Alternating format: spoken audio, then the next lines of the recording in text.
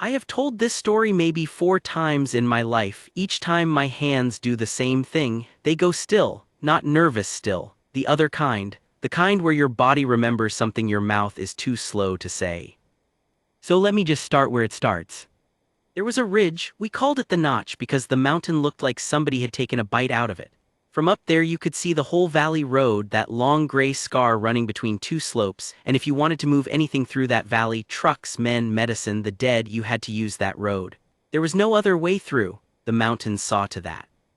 I was the spotter. My name is Danny Cole. I was 26 that year, though I felt about 50. We had been holding that position for 11 weeks when she came up the hill, and in those 11 weeks we had lost more people than I want to count out loud, and not one of them had died fighting. They died waiting. They died walking to the latrine. They died because somebody on the far slope, somebody we never saw, was patient in a way none of us could match.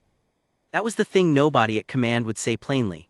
We had a ghost on the other ridge, a marksman, a good one. He worked slow, he never took the easy shot. He waited for the careless moment, the second when a man forgot to keep low, and then he took it, and then he was gone. We sent up reports. We circled the spot on maps. We argued about the angle, about the range, about whether it was even one shooter or 3 working in shifts. And command, sitting somewhere warm and dry 40 miles back, kept asking the same question that made all of us want to throw the radio off the cliff. Are you certain there is hostile sniper activity? Have you confirmed a shooter is present? Confirmed, as if the holes in our people were not confirmation enough. The truth is we did not have anyone of our own who could answer him. Our designated marksman, a quiet kid from somewhere flat and green, had taken a piece of shrapnel in week 6 and was sent down the mountain on a stretcher, blinking up at the sky. After that we had a rifle and no one to make it sing. We had eyes but no teeth. Command knew it, the enemy knew it too, I think. You could feel them grow bolder. The shots came closer to camp. So when the resupply came up, and resupply was rare, a thing you prayed for, and a new marksman climbed off the back of the mule track with a long case slung over one shoulder, we were glad. We were ready to love whoever it was. Then she took off her helmet. I want to be honest about this part because if I clean it up the story stops being true. There was a silence, not a respectful one, the kind of silence men make when they have already decided something and are just waiting for permission to say it out loud. Her name was Mara Quinn. She was small, not weak, I want to be careful, but small the way a knife is small, compact, economical. She had a face that did not give anything away, brown hair cut short and practical, and eyes that moved across all of us once, slow, taking measurements, and then stopped moving and waited. Sergeant Pell spoke first. Pell was a good soldier and a tired man, and those two things were starting to argue inside him. They sent us a girl, he said, not to her, about her, as if she were furniture. She did not flinch. That was the first thing I noticed, and it stayed with me. Most people, you insult them like that and something crosses the face. A tightening, a flicker, she had none of it. She just looked at Pell and said in a voice that was lower and flatter than I expected, "They sent you a shooter, you can decide later what kind." Then she asked where she could put her gear, and that was the end of the introductions. We did not warm to her. I want to be honest about that too. The men told the usual jokes when she was out of earshot, and some of them when she was not. They watched her the way you watch a stranger who has been put in charge of your life and you have no say in it. There was a betting pool, quiet, about how long she would last, and the longest anyone guessed was 2 weeks. Me, I had a different worry, and I kept it to myself.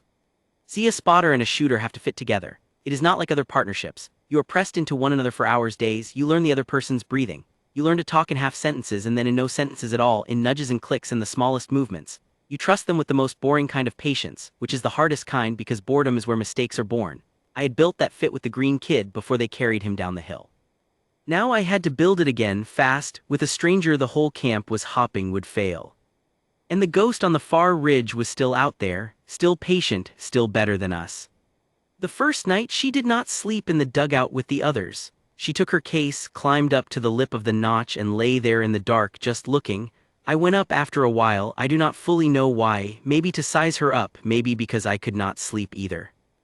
She did not turn when I came up beside her, she knew it was me, she had heard my boots, probably counted my steps. "You're the spotter," she said. "Danny," I said. "Myra," a pause, "how long has the other one been working this valley?" I told her, the 11 weeks, the slow losses, the way he never took the obvious target, the way command kept asking us to confirm a thing we all knew in our bones. She was quiet for a long time, then she said something I have never forgotten. "A patient shooter is a lonely man," she said. He's been up there a long time in his own head with no one to talk to but the rifle. That kind of patience curdles. Eventually he wants to be seen. Everybody does. That's the crack we'll find." I did not know what to say to that, so I said nothing, which turned out to be the right answer because she was not really talking to me. She was talking to the valley, to him, wherever he was. We lay up there a long time. She had me describe the terrain to her, every fold and shadow where our people had fallen and from what direction. She made me say it twice. She was building a map behind her eyes, and she was building it more carefully than Command had built theirs in 11 weeks. Toward dawn she finally spoke about the men below us, the ones who had laughed. "They don't have to like me," she said. "I'm not here to be liked. I'm here so fewer of them die. They can hate me all the way to old age as long as they get to have an old age." I think that was the moment I stopped wondering whether she would last 2 weeks. The trouble was, the rest of the camp had not been up on that ridge to hear her. They only had the daylight, and the daylight made her look like exactly what they had decided she was. She missed the social rhythms. She did not laugh at the jokes. She corrected Pell once about a sightline and was right, and being right at the wrong moment is a way of making enemies that no one warns you about. And then there was the question that hung over all of it, the same question Command kept asking, except now the men were asking it too, in a meaner key. Was there really a shooter out there, or were we losing people to bad luck and ricochets and our own carelessness, and inventing a ghost to carry the blame? You would think the bodies settled it. They did not. People are strange about fear. It is almost easier to believe in nothing than to believe in something you cannot fight. A few of the men had started telling themselves there was no marksman at all, that it was random, that the new shooter, the small woman with the long case, was a thing Command had sent up to chase a ghost that did not exist. Mara heard the talk. She did not argue. She just watched the valley hour after hour and waited for him to make himself known. She told me, "Lo, on the third day, he'll show me. Men who have been alone too long always do. They start wanting an audience. We just have to be the audience when he can't help himself." I wrote down the date in my little book. I still have the book. The ink is faded now, but I can read it. What I could not have written down, because I did not yet know it, was that within a week every man who had laughed at her would owe her his life, and that the proof Command kept demanding, confirmation that a shooter was present, would arrive in the worst possible way, and that the answer to it would come from her, from a single round, across a distance that should not have been possible. But I am getting ahead of myself. Let me slow down. The slow part matters. The slow part is where she earned it. The relief column was the thing that broke the waiting. Word came up the line that a convoy was pushing through the valley in 4 days. Trucks, wounded coming back up to us, supplies, and most importantly the men we needed to actually hold the notch through the winter, because 11 weeks of slow bleeding had left us thin. Everyone understood what it meant. If the column made it, we lived. If it did not, the position folded and the valley road opened up and everything behind us got worse. And everyone understood the other thing too. The ghost on the far ridge understood it best of all. A convoy on that open road was the kind of careless moment he had spent 11 weeks waiting for. Trucks move slow. Men climbing in and out of trucks forget themselves. A wounded man on a stretcher does not keep low. It was, in other words, the exact situation he had been built for, and we still could not find him. Mara changed when the news came. She had been patient before, but now the patience had a clock on it and you could see her start to work harder. She stopped sleeping almost entirely. She had me up on the ridge with her in the worst hours, the gray cold ones before light, because that, she said, was when a careless man stretched, lit a cigarette, shifted to ease a cramp. Patience is easy in the afternoon, she told me. Everyone's patient in the afternoon. The night is where he'll slip. 11 weeks alone, his discipline's a worn rope. We just need one frayed thread. We watched, God, we watched. I have never looked at anything as hard as I looked at that far slope through those days. She taught me to look differently than I had been taught. Not at shapes, your eye lies about shapes, but at wrongness. A line too straight. A shadow that did not move when the sun moved. A patch of slope that was the right color but the wrong texture, like a word spelled correctly but in the wrong font, if that makes sense. On the second night she found it. She did not say anything dramatic. She just went very still, stiller than her normal still, and her breathing dropped to almost nothing, and after a long moment she said, "There." I followed her line. I saw nothing. Then I saw it, far across, near a cluster of broken rock that we had circled on the map a dozen times and dismissed a dozen times, a faint, regular disturbance. Not a man, you could not see a man, but a place where a man had been careful for so long that the carefulness itself had left a mark. The vegetation around the rock was wrong, disturbed in a pattern too neat to be wind. That's his hide, she breathed. Or one of them, he's good, he's moved it, but that's where he watches the road from, has to be, it's the only spot with the angle and the cover both. I started to lift the radio to call it in. She stopped me with 2 fingers on my wrist, gentle but absolute. No, she said, we say nothing yet. Command wants confirmation a shooter exists. If we call it in now, they'll want to shell the slope and they'll miss because they always miss, and then he'll know we found him and he'll move and we'll be back to nothing, except now the convoy comes through and he's angry and hidden again. She shook her head slow. We don't get to be loud about this. We get one chance to be right, we be right when it counts. So we sat on it? The hardest thing I ever did was sit on that knowledge while the men below us laughed and grumbled, and a few of them said, out loud now, that there was no shooter, that the new girl was up on the ridge staring at empty rock to make herself look busy. That talk got worse. Pell, to his credit, tried to stop it, but Pell was tired and the rot had set in. One of the men, I will not name him, he is dead now and it does not matter, said something ugly within her hearing, about how the only thing she had shot in 11 weeks was her own reputation. She came down off the ridge that one time, just once. She walked up to him and she was a head shorter than him, and she looked up at him with those flat eyes and she said, quiet enough that only the nearest few heard it, you'll know there was a shooter when I show you his last breath. Until then, keep your mouth off my ridge. Then she went back up. She did not wait for an answer. There was a kind of authority in not waiting that no shouting could have matched. The night before the convoy, command came on the radio again. I can hear that voice still, calm, far away, dry. We need confirmation of hostile marksman activity before committing the column. Do you have a confirmed shooter? Repeat, is a sniper present and confirmed? And there it was, the whole 11 weeks distilled into one bureaucratic sentence. They would not risk the convoy unless we could prove the danger, and we could not prove the danger without springing the trap too early, and if we did not prove it, the convoy would be cancelled and the position would fold by winter anyway. Pell looked at me. I looked up the ridge toward where Mara lay in the dark. I climbed up and told her. She listened and she was quiet for a long time. And then she said something that I have thought about for the rest of my life. They want proof, she said. Fine, I'll give them proof, but proof in this work only comes one way. You don't confirm a shooter by arguing, you confirm him by being there at the exact second he forgets to be careful and being faster. She let out a slow breath. The convoy comes through tomorrow no matter what we say, so tomorrow he stops being a ghost, one way or the other. And if he gets the shot first, I asked, I had to ask. She did not lie to me, I respected her for that more than anything.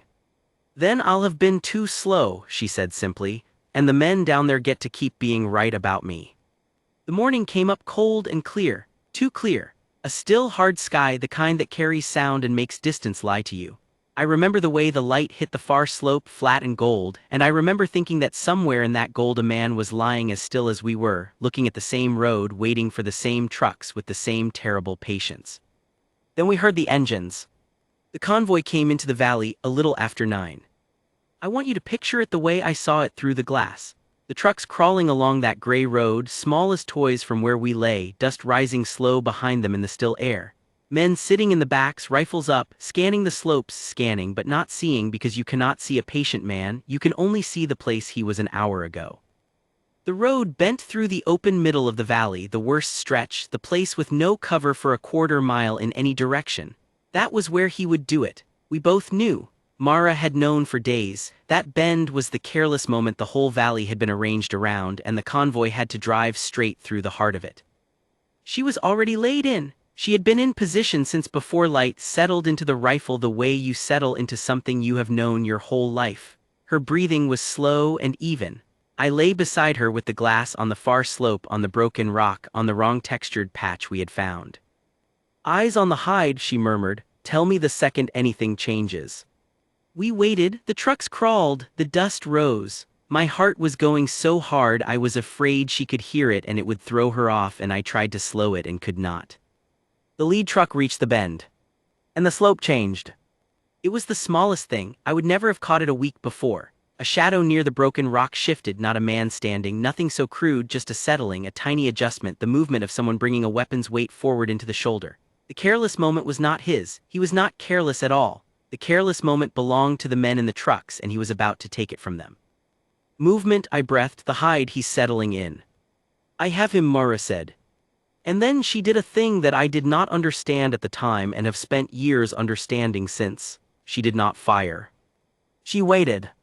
I almost said something. The lead truck was in the open, men were exposed, every second was a man's life, and she lay there breathing slow, finger off the trigger, watching. Later she explained it to me, and I will give it to you the way she gave it to me because it is the center of the whole thing. If I fire at the hide and he's a hair off where I think I miss and I've given myself away and he kills me and then he kills the truck, I don't get to be approximately right, I have to wait until he's committed. A man about to take a shot stops being able to move. He locks down, he gives himself to the target. That's the 1 second he can't escape me. I wasn't waiting to be brave, I was waiting for him to make himself a thing that holds still. So she waited for him to commit to killing one of our people. She waited for the worst second. And in that second, when his whole being was locked onto the man in the truck and he could not flinch and could not move and could not be anything but exactly where he was, she fired. I have heard a lot of rifles, that one I felt in my teeth. For a moment nothing happened. That is the thing the movies get wrong. There is no instant result at distance.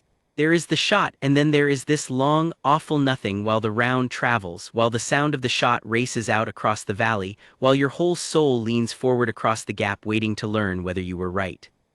Then, across all that distance near the broken rock, something gave way. A shape that had been holding itself rigid for 11 weeks for the length of a single committed breath came apart and went loose and slid just slightly down the slope, and was still. The far slope, which had held a watching man for 11 weeks, held no one anymore. The trucks rolled on through the bend. None of them ever knew how close it had come. None of those men ever knew that a woman they had probably never heard of had let a killer aim at them on purpose, for one held breath because it was the only way to be certain. They drove on out of the valley and up the road toward us and they were alive, all of them, and they did not know why. Mara did not whoop, she did not move much at all. She let the rifle settle and she breathed out long and slow and she lay there for a while with her cheeks still on the stock, looking through the glass at the place where the shape had been, making sure, always making sure. Then she said very quietly, almost to herself, "There's your confirmation." I called it in, I keyed the radio and I gave command the words they had been demanding for 11 weeks and my voice shook and I did not care. Hostile marksman confirmed and neutralized. Convoy is through, repeat, convoy is through. There was a pause on the other end, then the far, dry voice, and for the first time it did not sound dry. Say again, confirmed, neutralized. Confirmed, I said, we had a shooter all along, we just got a better one. We climbed down off the ridge after the convoy reached us. The men were spilling out of the trucks, the new faces and the wounded coming home, and there was noise and relief and the ordinary chaos of people who get to go on living. And the men who had held the notch, the ones who had laughed, the one who had said the only thing she had shot was her own reputation, they went quiet as she came down. Because the word had already moved through them the way word does. They knew there had been a shooter, they knew how close the convoy had come. They knew finally and for certain that the ghost they had argued about, the danger command kept asking them to prove, had been real the whole time, and that the small woman they had bet against had been the only one of us patient enough and good enough to end it. No one apologized, that is not how it works among men like that. But the man who had insulted her stepped a little out of her way and gave her a single small nod, and she gave it back, and that was the whole conversation and it was enough. She did not stay long after that. Marksmen like her never do, they go where the ghost is. A few weeks later they sent her on to another ridge and another valley and another patient man on another far slope. I helped carry her gear down to the mule track. At the bottom she put out her hand and I shook it. You were a good spotter, she said. From her that was a speech. You were a good shooter, I said.